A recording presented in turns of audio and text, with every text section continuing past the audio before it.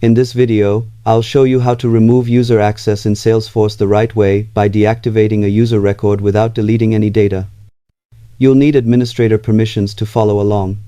Click the gear icon in the top right and open Setup to access the admin area.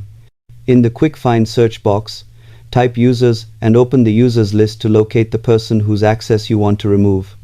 Confirm you're selecting the correct active record, then use the drop-down menu next to their name and choose Edit. On the user detail page, uncheck the active box and click Save. This immediately blocks login and API access while preserving record ownership, history, and reporting accuracy. The associated license becomes available for reassignment, which helps with cost control.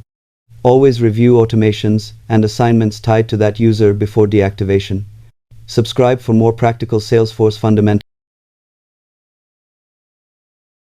and admin guides.